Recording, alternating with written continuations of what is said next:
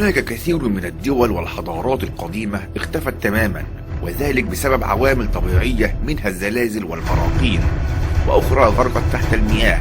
وفي الوقت الحالي هناك دولة مهددة بالاختفاء من الخريطة نتيجة لتغيير المناخ والصراعات. تعتمد هولندا على سدود داخلية تمنع مياه البحر من التسرب إليها لأنها في مستوى أقل من سطح البحر.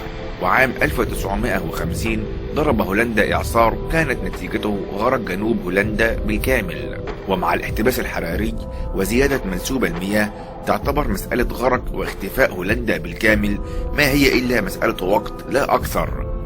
كندا، الدولة التي نشأت نتيجة الحرب بين فرنسا وإنجلترا. يشكل الفرنسيين في كندا ربع السكان في كيباك، ويقترح الفرنسيون الاستقلال عن كندا والانفراد بموارد الدولة، حيث أن كيباك هي المسيطرة على الممر المائي المطل على البحر الأطلسي. وإذا تحقق وانفصل الفرنسيون بكيباك سيؤدي ذلك إلى انهيار كندا بالكامل.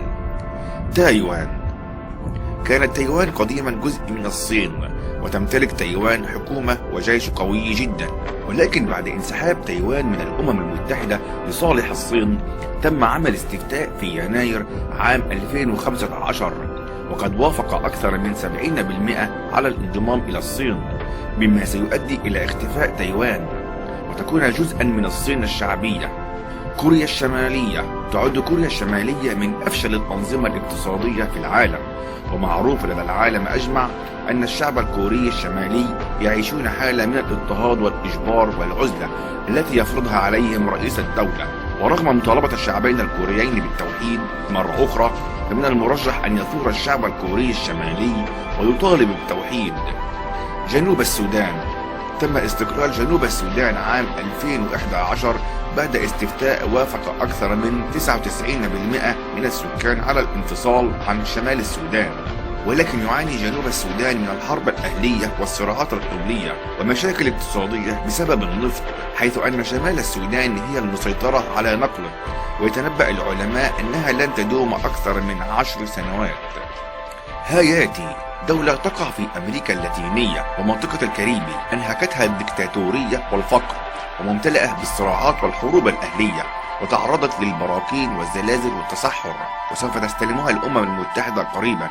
كيربياتي هي دولة من مجموعة جزر، ونظرا لتغيير المناخ وارتفاع منسوب المياه خسرت جزيرتين، ومن المتوقع غرقها بالكامل بعد عدة أعوام، ولمواطنيها حق اللجوء إلى نيوزيلندا وأستراليا.